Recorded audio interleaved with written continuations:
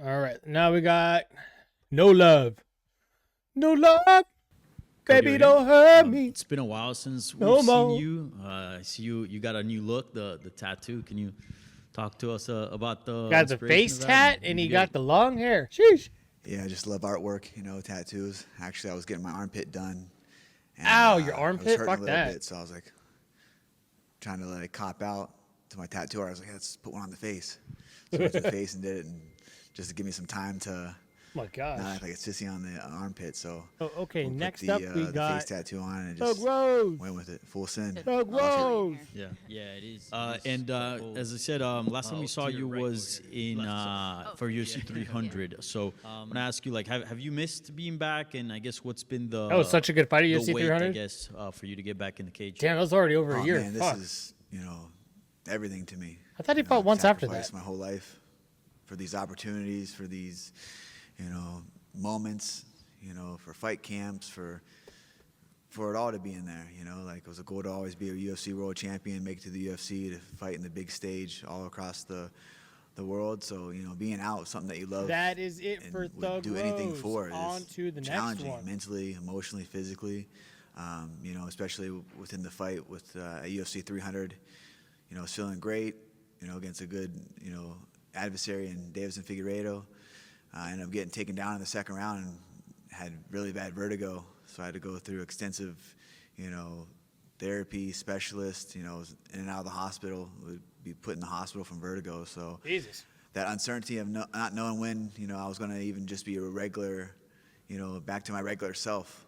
I couldn't even lay down, sleep.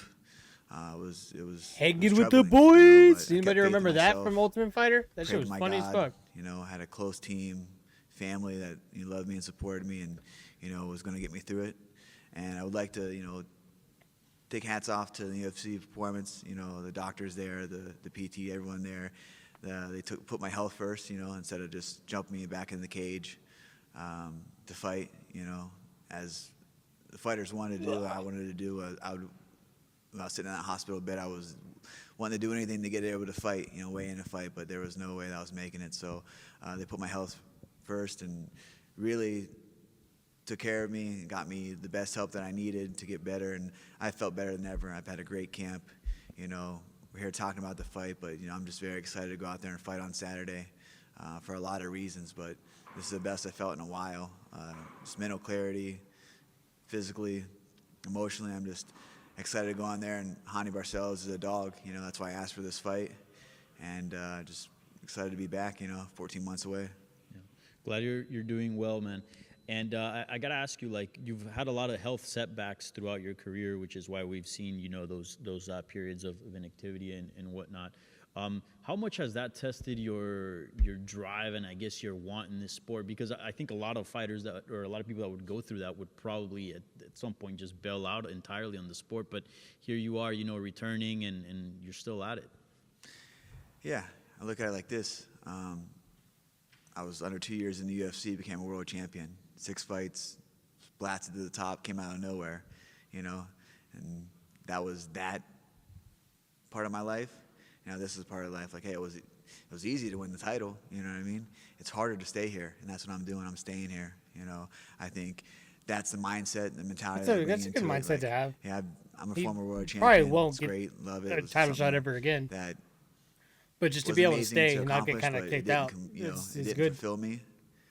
So for me to be here, going through what I go through, the injuries, setbacks, losses, whatever you want to call it, to wake up every day and chase this dream, to push yourself to the limit, to set goals inside of the fight, the fight career I'm talking about, something that wakes me up every day, it motivates me, it scares me, it fills me with just all kinds of different emotions, to go in there and fight another man that's willing to do whatever to get the win, to provide for his family, and that's what it is at the end of the day. Like, I got a family that I'm trying to provide for and, make a good life for. So fighting was my outlet, was my gift, I got to use it. So I'm blessed with the skills and just go out there and have fun out there, and that's it. So I think that what keeps me coming back and just showing up every day, no excuses, no one's going to save you. You know, you just got to work hard. No one cares how hard you know. You just got to do it yourself. Yeah. Did it ever get close to you hanging it up, or no? You always knew you were gonna return. I mean, I've wanted to hang it up even before I was a professional. You know what I mean? Like why do I do this? Why do I want to do this? But I had no other option. You know, fighting was my way out. You know, all my friends are hooked on drugs, dead, locked up.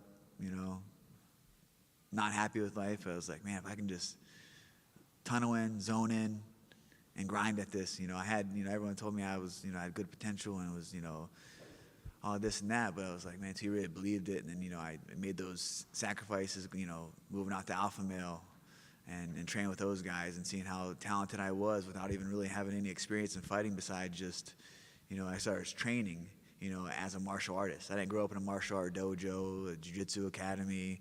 We grew up street fighting, boxing, and wrestling. You know, and going out there to the gym and seeing those talented, you know, humans train to fight and the way they live the martial arts, as martial artists, was inspiring to be around. And I just like, and this is where I need to be. Got there and, you know, had some luck, got, you know, really good friendships, family from that, and just kind of took off from there and knew that's what I wanted to do. But it's all the time. I mean, even after I won the world title, I wanted to be done. You know, I was like, because it didn't fulfill me. You know, being a world champion, like it wasn't nothing. You got to think I sat about that and focused on that and worked for that for over a decade. And then when I got the title, it was like, this is it. You know, it wasn't. There's been a lot of people that have said that about the title. But I love fighting so much that I need fighting. You know, I truly do need fighting in my life to help me battle my demons, focus, you know, to have that just hunger to wake up and attack every day like I do, you know.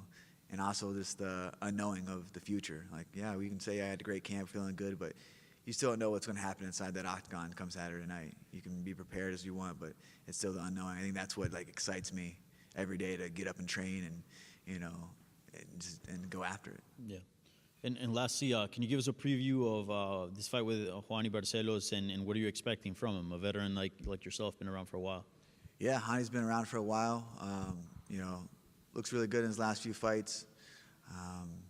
You know, he's a dog, you know, so, you know, it's going to be a fight, and I'm excited for that. You know, I'm prepared wherever it needs to be, wherever it needs to go to get this win. Just focused on that, you know, and hope he had a great preparation, and, you know, the best of luck to him, and excited to get to him Saturday. Hey, Cody, I saw on Instagram you recently, I think about 2 weeks ago, hit 3 years sobriety. So congratulations on that. Can you sort of speak to how that journey has been as, you know, as it coincides with your mixed martial arts journey? Yeah, you know, thank you for that. Appreciate it. You know, being sober has been a game changer for me. Not that I was a big addict or, you know, but, you know, when I chose to do that, it was hanging with the boys. So for he me, was fucked up that day.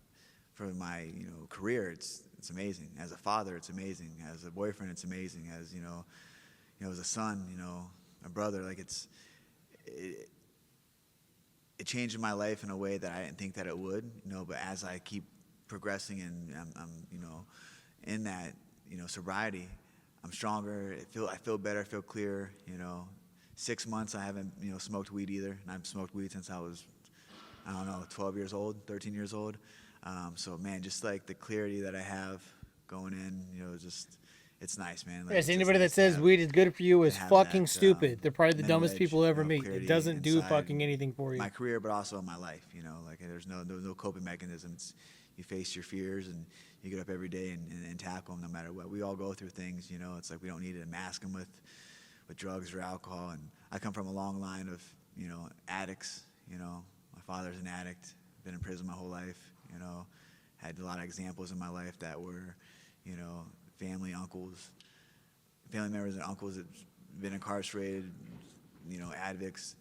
So it's, you know, something that I never wanted to do, and I always wanted to make my mom super proud, you know. So I just, you know, if I can quit one thing that's not, you know, a bad habit, then, but it's helped out a lot in life and in my career, just focus, you know. So, you know, it's a good living. Congratulations on that. Sort of related, Sean O'Malley kind of famously, ahead of this UFC 316 fight, mentioned that he had stopped smoking weed this year. he obviously lost, but y'all have a little bit of a history of back and forth. With the win this weekend, is that kind of a fight you would still like to get to at some point? Yeah, he should have kept smoking because he looked like shit. But yeah, whatever he had to do, you know. Sometimes you lose and you try to reinvent yourself and find yourself. And at the end of the day, man, like you know who you are. I don't think you know Sean what you looked gotta bad. do. I know. Stop. Oh well. I'm, you know, one of the best fighters in the world. He had a it's lot of like, takedown defenses, and he had when some you good lose, hits. you I don't got think it looked everyone like in shit. He your just ear got saying caught. you need to do this and do that. Just remember what got you there and who you are at the end of the day. But yeah, that's a fight that, you know, definitely, I think that's a huge pay-per-view sale fight, Sean and I. But like I said, I'm focused on this fight this Saturday, and then we'll let, you know, everything else fall in line. Do want to go one more to that, though, because after 316, big topic of conversation, Murad Dvalishvili may be the greatest bantamweight of all time. As a bantamweight champion yourself, do you think he's the greatest? Kind of, where do you come down on this argument? I personally, I like Merab. I think he's a great, you know, great human. I mean, just his hard work and his fighting style and just how he is as a person, you know, really humble guy.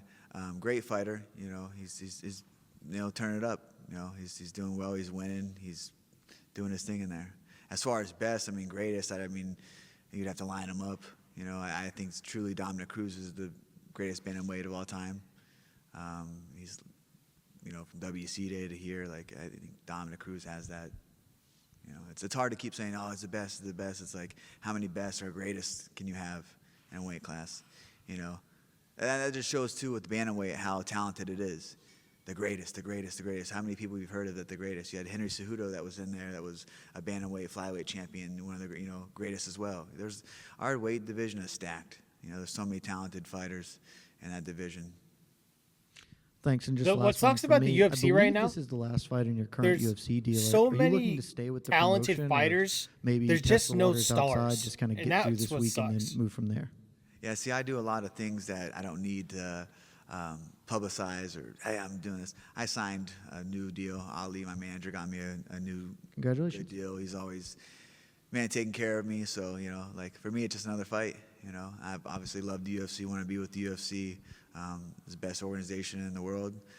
So I let him handle that. You know, it's like, it's just another fight for me. Like, yeah, I'm grateful that, you know, and don't take it in a negative way, but I don't need to go out and praise, oh, new 4-fight deal. Like, I'm here, you know, like, it's Okay, great. well, I'm he's got thankful 4 to be fights here for another after this one. contract, but, you know, it's, for me, it's another fight, and I got to get the job done. Thank you. Cody right here. Good interviews today. Much better interviews than last week. The interviews last week fucking wanted sucked. to get into that a little bit because we've seen with like professional golfers who get vertigo on the golf course, they get it to the point where like they'll be walking down the fairway and they have to lie down because it's so bad. That's golfing. You got to go in there and you got to deal with somebody that's punching you in the face for 15 or 25 minutes. Plus, you've got to be able to, you know, be balanced and light on your feet on there. So when it came to the vertigo, like, was it to the point that you couldn't even like move side to side without getting off balance or things like that? Oh, it was horrible. It was actually in the Davison fight when I got taken down. And that's why I laid there. I was like, oh, man, I couldn't. It's just spinning so bad. Felt like I had the drunk spins, you know, and I'm like, I got Davison, you know, saying, come on, Cody. And I was like, oh, like, once I stop spinning, man, I'm getting up. We're getting after it, but they just never stopped. And, you know, then training takes in, you know, I was in a vulnerable position where he could really elbow the shit out of me. I was trying to hold his head, and I really didn't know. I couldn't really see, but I could hear. Like, I just feel like I was on a carousel. I could know my coaches were on the right, so I knew I was positioned in the right. But, like, in those transitions of the arm choke and then getting the hooks in, like, my body wasn't reacting. Fuck, like, I did not throw up when that happens. Oh, my gosh. Ew. And then I was in, you know, just after the fight, like, I ended up having to just, like, tap out. You know, it was horrible. And then go in the back, and Heather and Olivia took care of me. They gave me some, like, stuff to help me from throwing up. Constantly threw up. Oh, there you went go. back and watched the fight at my house, and I kept, like, laying my head back a little bit and running in the bathroom throwing up. Finally, we went to the hospital, and I was admitted to there and just kept throwing up. And thought we had it right. Went to see Dr. Collins in UPMC in Pittsburgh. Did their vestibular therapy. Did all that again. I was like, all right, cool, feeling good. Body was feeling good. I got back in the training. Like, it was all right. And then, you know, fight week with Miles Jones. That Tuesday, I woke up and told my girlfriend, I was like, man, I got vertigo. And I just couldn't stop throwing up. Didn't even know where I was at. She had to help me to the car, drive me there. We drove me to the UFC PI. Heather advised us to go there. Dr. Davison saw us at the hospital. drugged me up so much that I'd wake up, throw up, pass back out, like I was just out of it. And it was like a couple months, man, I just felt not myself, had to go back to the UPMC, go through their vestibular therapy. So like I said, like that 14 months out wasn't just like I chose to be out. Like I was dying to get back. Like I loved to fight. I enjoyed to fight. Like Davison fight was good, you know, until it wasn't. You know, that's something that I couldn't control inside there. But this camp's been good. I'm just hoping that everything stays afloat, we make the weight, and just go have fun on Saturday. And then you talked about earlier about, you know, how there's been so many points in my life where I've been done with fighting. And like, I kind of relate to it, right? Because it's sort of that addictive personality thing where you're like, man, I want to do this, I want to do this. And then you get there and you're like, okay, I got here. Yeah. So what other things do you have in your life to kind of keep you on track, you know, when you get to that point with fighting? Like, all right, I'm bored of this, but I know I got to do it because it's my job. Like, we see the tattoos, we see the motorcycles. Yeah. So, like, what sort of things can you go to when you get tired of fighting and be like, man, I got to check out for a day or, you know, 25 minutes or anything like that? Yeah, definitely the motorcycles. You know, I have a business partner, Lawrence Allen. We're starting No Love Cycles, so we're doing frame-up custom FXR builds. We actually have our first giveaway bike. Should be wrapping up in the next month, so look for that on No Love Cycles and our Instagram pages for that giveaway, how to enter it. But yeah, dude, work on the bikes is like awesome. Like Lawrence Gray, I've known him for years and became a real close friend of mine. Helps me out. He's a wizard with motorcycles. I mean, I can pick up a bolt that's in my garage. I'm like, dude, what's this off of? I'm like, dude, it's here. He's like, oh, at your you know, your bracket to your exhaust. And I'm like, oh shit, like he's on FaceTime in Tennessee. You know what I mean? I FaceTime him and I have shitty Wi-Fi in my garage. I'm like, dude, like I can't get this clutch out. Like he's like, oh, you know. So it's good, man. It gives me something else to think about. Like I'll be in there, you know, and I'm like, it's one of those things like if you're taking the primary off, like you have to do it all. Like I can't, like if I can't sleep that night. If I know I got it half taken apart, I have to go down and do it. And he's the same way. He's a hard worker. He's super talented, and that. And also, man, he's just a good dude to be around. Good energy. So we're excited for that, you know, adventure together with No Love Cycles. So definitely the motorcycles and also riding. I love riding. Just getting on the bike and just, you know, going riding. Like, you know, things that I like to do and enjoy to do can kill you. But, you know, it's like, hey, I'm going to go ride my bike, just have some fun. I'm going to go ride to the gym. Hope I don't crash on the way and die. And I hope I don't get, you know, my leg broken in sparring. And like I'd ride my bike and I'm riding there. I'm like, man, I hope I don't, like, I literally think that all the time. Like, I hope I don't break my leg kicking so I can ride my bike back, or it's gonna have to get towed. You know, that's the shit that goes in my head when I go to the gym. I'm on the bike. I'm like, damn, like, but you know, it's freeing. I like it. I pull up on the bike, and so for me, you know, horses too. Spending time with my family.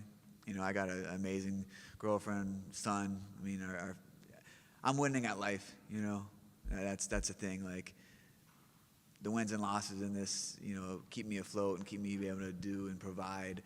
But like at the end of the day, man, like they're my rock, they're who I go to. So life is good for me with whatever. You know, wherever I'm at, I know I always can count on them and have people that care about me and will pick me up when I need, you know, carried.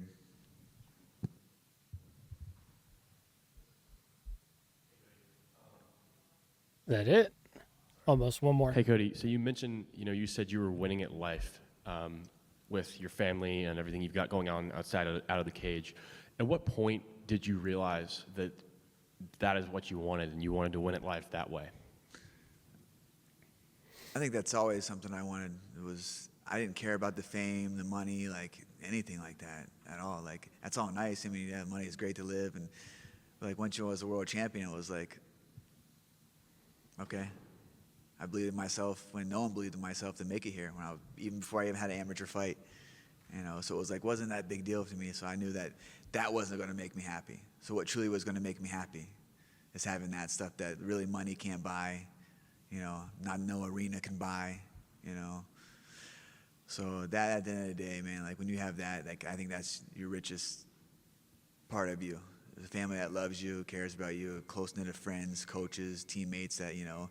You like to be around, you like their energy, you know, because this career is short and this life's short, you know, like Definitely, who knows? yeah. It could be the last fight. We don't ever know. You know, one injury away, even that's in the day. You know, you know, tomorrow's never promised. So for me, like just taking those little things and never taking them for granted, you know, and just thankful that I have the people that I have in my life where I'm at, you know. So that's it, man. Just good energy. I'm excited to go out there on Saturday and put on performance, and that's just like my like thank you to them. You know, that's on me. You know, I go out there and fight and win. It's we all win. It's not just me. You know, and that's why I take it so hard when I lose, because it's like, they instill so much into me, my coaches, my teammates, my family, my friends. So winning at life is just, you know, being able to come home to them, win or lose. You know, it's like, hey, they still got my back. You know, always.